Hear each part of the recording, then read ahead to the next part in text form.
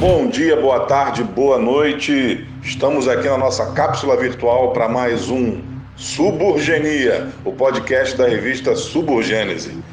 Fala aí, amigo Edjan, tudo bem? Como vai? E aí, Bizarro? E aí, pessoal, tudo tranquilo? Pô, tô aqui animado para começar esse segundo episódio, cara. O primeiro papo foi maneiro pra caramba. Vamos ver esse segundo aqui. É isso aí. E nesse nosso segundo episódio, temos como convidado o escritor, editor, sambista, compositor e professor de história, Silvio Silva. E aí, meu camarada Silvio Silva? Fala, Silvio Silva. Bem-vindo aqui, cara. A casa é sua, o microfone é seu. Boa tarde, Bizarro. Boa tarde, Redjan. Boa tarde a todos da Suburgenia, da Suburbogênese. Estou aqui à disposição de vocês para responder as perguntas, falar um pouco sobre mim, sobre as minhas atividades, né? E ver se a gente pode contribuir aí para o sucesso do programa de vocês. Fala, meu camarada. O programa é nosso. Vem cá, Silvio, vamos começar esse papo então pelo seguinte. Eu sei da sua atividade como sambista, compositor de sambas, e agora também, desde 2018, como você falou na sua apresentação aqui pra gente, que mandou pra gente, vem atuando como escritor regularmente, né, na revista Sarau Subúrbio. Eu gostaria de saber o seguinte, o samba ajuda o samba de alguma forma, contribui positivamente para o seu escrever, para o seu modo de escrever, para a sua escrevivência, né? Como gostamos de falar? Bom, Bizarro, primeiro é um prazer estar escrevendo para a revista Sarau Subúrbio, né? Tive o privilégio de já desde o primeiro número estar participando da revista, e escrever, o ato de escrever, o exercício de escrever, ele é trabalhoso, mas também muito prazeroso, né? E eu acho que a música em si, o samba de um modo geral, ele me ajuda bastante, né, no processo de elaboração das letras, a conhecer mais e, de certa forma, retratar a minha realidade como integrante de uma geração de pessoas que faz uso do samba para desenvolver e falar sobre as questões sociais. E nesse aspecto, eu acho que o samba é sim, e a composição, de um modo geral, musical, é sim um instrumento bastante assim, eficaz no sentido da gente potencializar outras atividades da escrita, né? Como, por exemplo, escrever para a revista que trata da realidade do subúrbio nos seus mais variados aspectos. Então, tem tudo um pouco de literatura, de poesia, tanto no escrever letras de sambas, letras musicais, quanto também escrever para a revista, que é, sem sombra de dúvidas, algo maravilhoso. Silvio, deixa eu aproveitar e te fazer uma pergunta aqui. Durante muito tempo, né, o samba e os sambistas, né, foram marginalizados, e a gente viu o samba crescendo como uma música de resistência mesmo, né? Falando desses lugares que não eram os oficiais, digamos assim, que eram proibidos, né? Que a polícia até quebrava instrumento. A gente tem o delegado Chico Palha, né? Que não tinha... como é que é? Não tinha dó nem coração, quebrava o instrumento, chamava todo mundo de vagabundo. Eu queria saber de você uma coisa. Durante um bom tempo o samba ocupou esse espaço de música de resistência, né? E agora ele tem um espaço de maior aceitação dentro da cultura de uma maneira geral. Você acha que o pessoal mais novo, e você tem visto isso na sua vivência, os compositores que agora continuam usando o samba como uma forma de expressar e mostrar esses locais que são ignorados, ou você acha que eles migraram para os jovens, digamos assim? Eles estão procurando outras formas de manifestação cultural, até musical mesmo. Então, resumindo a pergunta, você acha que nós temos jovens sambistas hoje, dando continuidade no que vocês fizeram, e usando o samba como ferramenta, né, de inclusão, ou os jovens estão migrando para outras formas de composição? Edjan, de fato, o samba, né, no seu nascedouro e nos primeiros anos, né, nas primeiras décadas, foi sempre visto como algo marginal do ponto de vista cultural. Aliás, nem era visto como manifestação cultural, né? E ele resistiu a todas essas pressões, as perseguições de um modo geral, né? Sambista era tido como marginal, como vadio, vagabundo, né? Com muita frequência tinha seus instrumentos quebrados pelas ações policiais. Vide o caso, por exemplo, João da Baiana e o seu pandeiro, que teve o pandeiro quebrado, né? Mas como era benquisto pelo senador Pinheiro Machado, e aí, depois de lamentar a não ida a uma festa do senador Pinheiro Machado, explicando a razão que teve o seu pandeiro quebrado, né, o Pinheiro Machado comprou outro pandeiro para ele e fez o seguinte: escreveu no pandeiro dizendo para as autoridades policiais que aquele pandeiro pertencia a um amigo seu e, portanto, não deveria ser quebrado. De lá para cá, o samba trilhou um longo caminho, saindo da marginalidade para algo mais grandioso e com todo merecimento, né, nas suas mais variadas vertentes. Mas, assim, eu posso te dizer que, enquanto elemento cultural de resistência, com as suas raízes, né, fincadas na África e trazido para cá e se manifestando primeiro na Bahia, depois no Rio de Janeiro, com uma modalidade um pouco diferenciada, a resistência do samba se dá não só enquanto elemento ou estilo musical, mas também do ponto de vista social. Ele resiste nos espaços onde ele vamos dizer assim, tocado e celebrado, para marcar posição no sentido de mostrar para as elites desse país que a cultura popular, não por ser popular, deveria ser desmerecida, mas pelo contrário, deveria ser valorizada, porque tem muito de poesia, beleza, né, e de contextualização social, como a gente sempre viu no samba. Hoje em dia, eu percebo o seguinte: em função de uma proliferação de alternativas no sentido de gravação e exposição dos estilos musicais, algumas pessoas têm utilizado de novos estilos para se manifestarem, inclusive do ponto de vista social, também percebendo a possibilidade de atingir um público maior, mais ampliado, né, através das mídias digitais, através das redes sociais. Então, modalidades musicais, estilos musicais como o funk, o rap, né, essas modalidades, elas vêm ocupando espaço do ponto de vista de ação dos jovens, no sentido de se manifestarem, inclusive falando sobre temas sensíveis do ponto de vista social.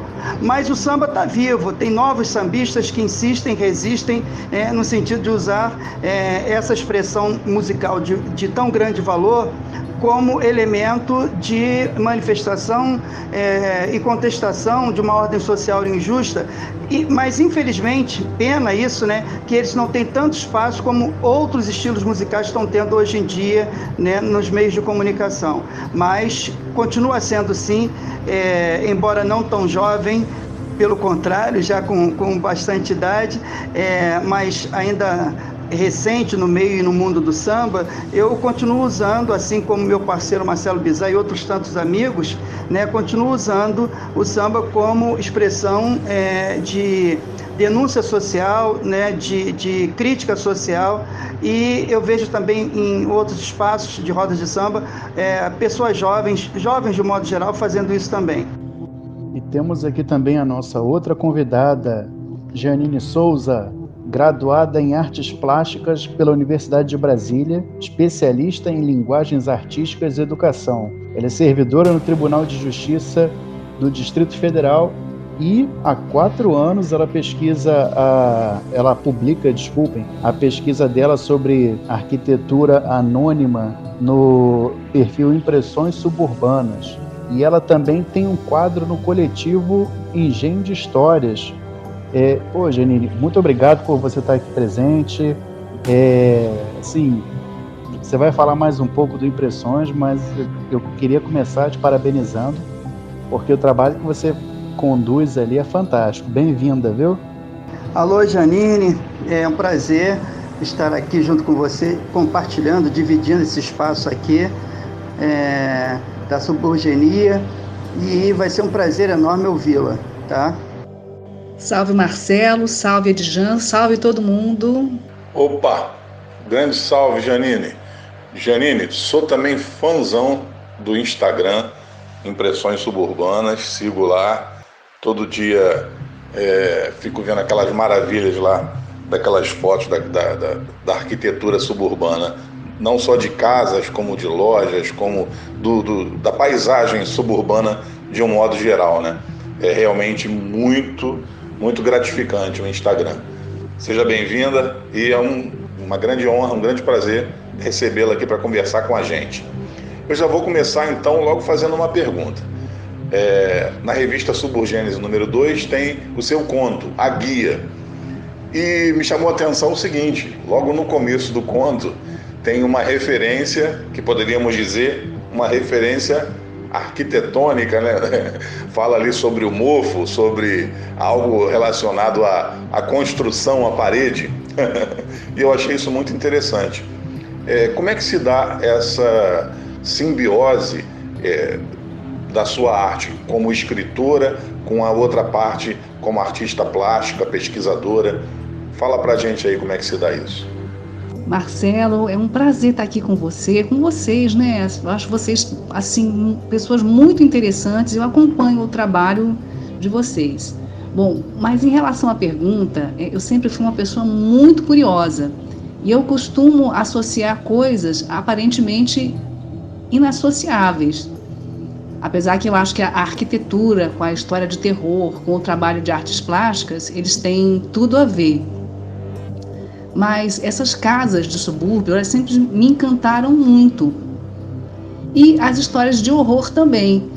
Aí, quando surgiu a oportunidade de falar sobre isso, de misturar esses dois assuntos que eu particularmente acho tão interessantes, na revista Suburgênese, eu agarrei essa oportunidade e escrevi o conto, associando dois assuntos que eu acho extremamente interessantes, que é a arquitetura anônima do subúrbio, né? Essa arquitetura sem arquitetos, feita assim espontaneamente, e as histórias de horror, que eu acho que também tem a ver com a nossa cultura, que tem a ver com o que as pessoas temem.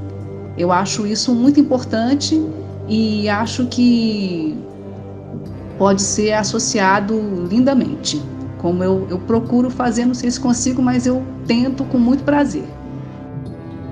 Janine, fala sério, você consegue fazer de uma maneira fantástica, né? Eu adoro aquelas postagens, porque assim, eu também sempre achei a arquitetura suburbana, a arquitetura da Baixada de algumas casas bem pitorescas, né? Você vê que aquilo ali é marca de... A pessoa não construiu a casa daquele jeito sem estar inserida em um contexto, né? E esse contexto influencia na maneira como ela é construída. E aí você resgata isso, você pega essas informações, você traz pra gente. Eu acho isso fantástico. Mas aí eu também queria fazer uma outra pergunta em cima disso mesmo, dessa questão de contexto. Como é que você vê a arquitetura do subúrbio no momento atual, no sentido de como as casas têm sido construídas? Porque, assim, um pouco que me parece é que pelo fato de, hoje em dia, a família tem um terreno e aí outras pessoas da família, o filho, o neto, vai construindo ali.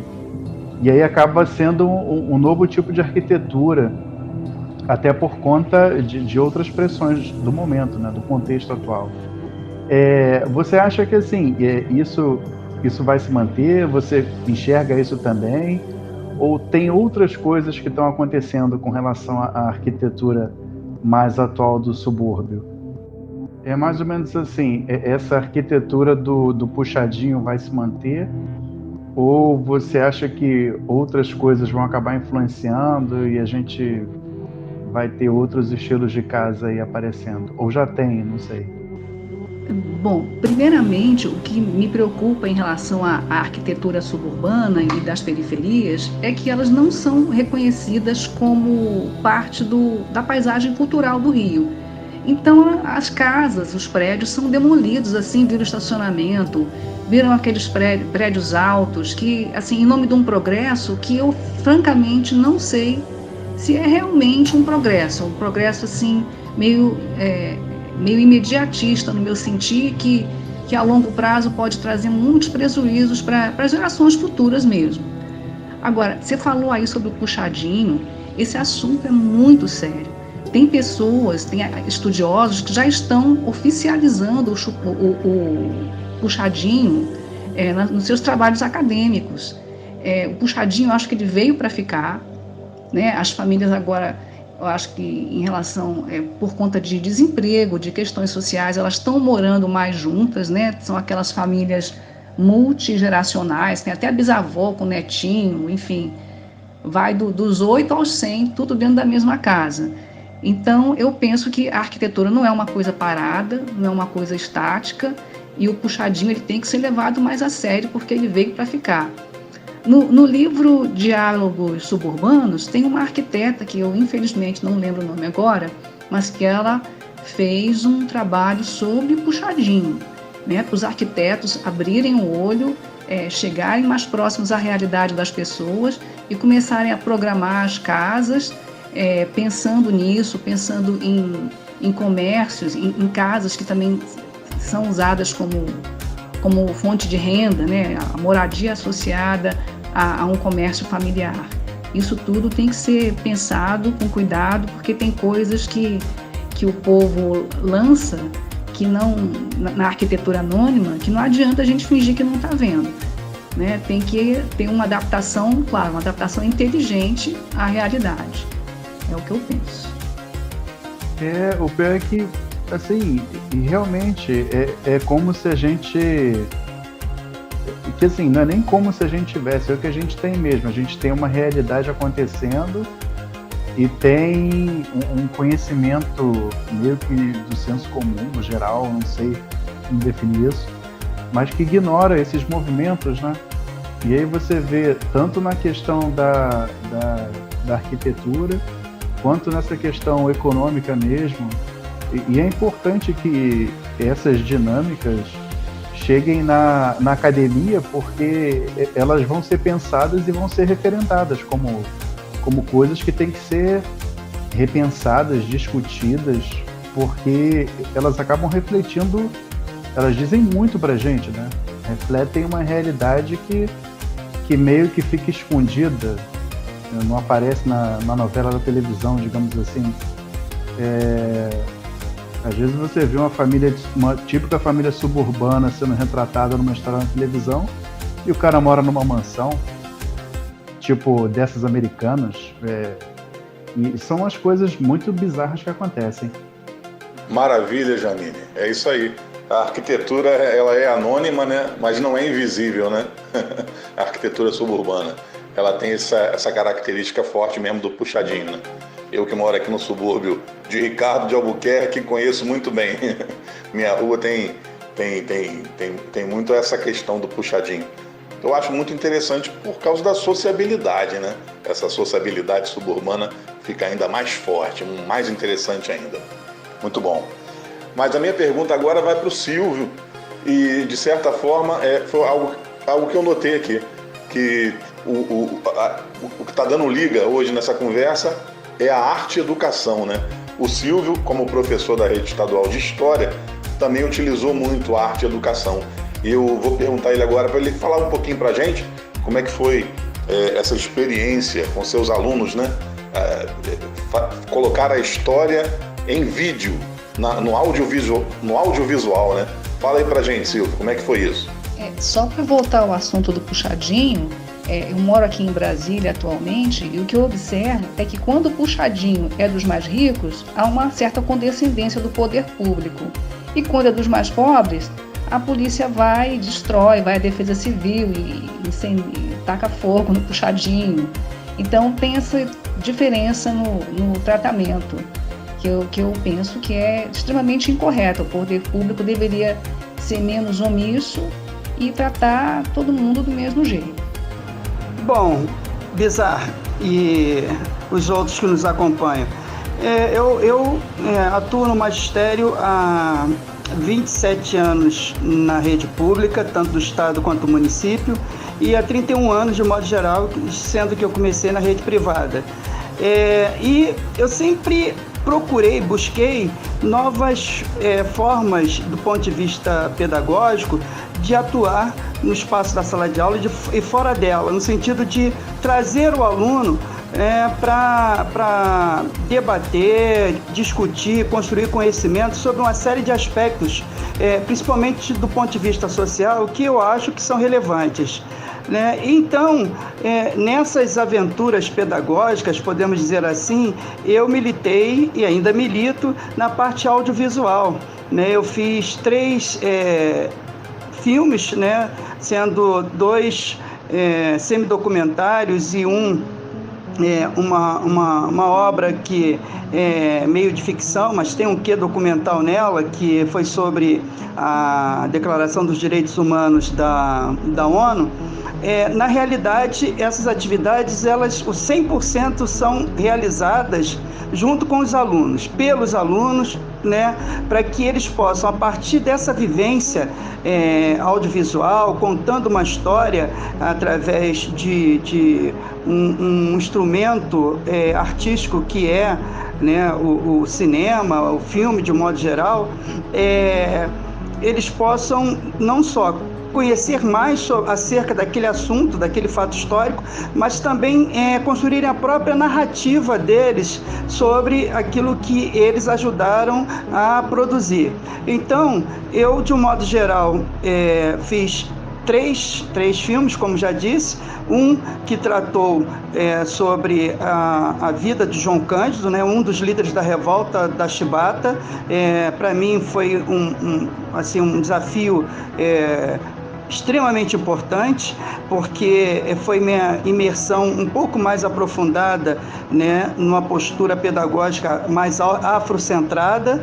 Depois dele, e esse foi em 2007, depois dele, em 2010, eu fiz um filme ficcional, meio de realidade fantástica, que foi usando uma gaivota para transmitir mensagens que constavam na Declaração de Direitos Humanos das Nações Unidas. Então, de novo, com os alunos e também com colegas professores, a gente procurou transmitir conhecimento histórico através de um veículo audiovisual, e tendo os alunos ali como protagonistas, ou seja, sendo sujeitos do fazer pedagógico também. Isso foi muito interessante. Em 2012, a gente fez um filme em homenagem ao centenário de Luiz Gonzaga. Então, essa minha atividade no contexto pedagógico da sala de aula, de usar outros recursos audiovisuais, inclusive também atuo na produção de peças teatrais, fiz 4 peças teatrais com os alunos.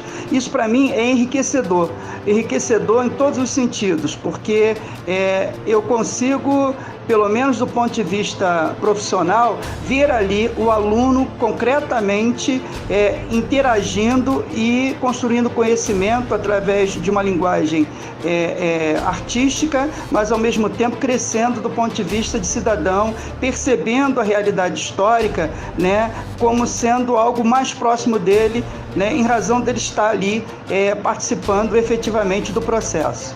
Silvio, com certeza. Bom, parabéns pela iniciativa, E realmente procurar novos caminhos novos meios, novas mídias, só enriquece, né? Só torna mais forte aquilo que a gente quer ensinar, quer passar, porque acaba encontrando outros caminhos, né? E eu acho interessante também isso de outros caminhos, porque, e assim, agora uma pergunta para Giannini, sobre lá o Impressões Suburbanas. Porque, assim, geralmente, se você quer saber um pouco mais sobre arquitetura, uma pessoa jovem vai ter um pouco mais de dificuldade, né? Onde é que ela vai procurar sobre isso? E eu acho que, nesse sentido, o Impressões Suburbanas, ele dá um caminho a mais para aquela pessoa mais jovem que se interessa por arquitetura, por esses movimentos de contexto que influenciam as construções, tornam isso mais acessíveis. E aí eu queria saber, Janine, a sua ideia desde o começo era essa, tornar mais acessível esse conhecimento? Como é que surgiu a ideia aí do Impressões Suburbanas? O Impressões Suburbanas, na verdade, ele nasceu da procura por um endereço. Foi uma coisa meio casual. Eu sempre gostei de arquitetura suburbana, anônima, mas nunca tinha pensado em fazer um trabalho específico sobre isso. E um dia, procurando o endereço no meu bairro de infância, que é Magalhães Bastos, eu vi que poderia, pelo Google Street View, capturar aquelas imagens e resolvi fazer uma coleção. E entrei nas redes sociais justamente para me informar melhor sobre essa arquitetura, porque eu fui pesquisar e não achava nada. E eu nem sou muito de redes sociais, mas por conta desse assunto eu entrei e gostei, estou gostando e conheci um monte de gente interessante. Inclusive alguns arquitetos que eles me ajudam e me ajudaram a achar alguma bibliografia para eu poder começar. E o Cleidson Garcia, que é o meu consultor técnico, né, que ele é graduando em arquitetura, historiógrafo do Rio de Janeiro, ele me aconselhou, por que você não faz uma página, por que você não faz um site e alguma coisa assim? Aí eu comecei a montar o Impressões Suburbanas no Instagram. E em relação a isso que você falou, das pessoas buscarem informação, tem acontecido coisas muito interessantes. Outro dia, um rapaz procurou lá o perfil, porque o trabalho dele é sobre representações populares, da arquitetura popular sobre Brasília. Enfim, pessoas da arquitetura anônima que se interessam pela arquitetura de Brasília e constroem suas casas assim, desse jeito. Aí ele me pediu alguns exemplos, aí eu passei para ele. Então, assim, algumas pessoas que fazem pesquisa, elas procuram o site buscando um arquivo de imagens, né? Isso tem sido bem gratificante, bem interessante, saber que o trabalho do Impressões pode servir também para esse tipo de pessoa. Assim, a palavra que me vem na cabeça é fantástico, né? Quando a gente vai procurar uma coisa, a coisa não existe, e aí, em vez de você só falar, caramba, que chata, vou esperar alguém criar isso então. Você vai lá e faz para você mesmo. Eu acho isso fantástico. E é legal porque, assim, a gente tem dado a sorte também, aqui já é o segundo programa, mas as pessoas que vêm para cá conversar com a gente são pessoas que realmente fazem. Você, o Silvio, são pessoas que estão fazendo, né? Estão criando coisas novas também e lutando para manter coisas que outras pessoas criaram e que a gente julga que é importante que continuem. Porque são coisas que são, assim, são maiores do que a gente, são importantes. Então, assim, antes que termine o programa, eu já queria agradecer a presença de vocês, porque é um prazer ter esse tipo de conversa.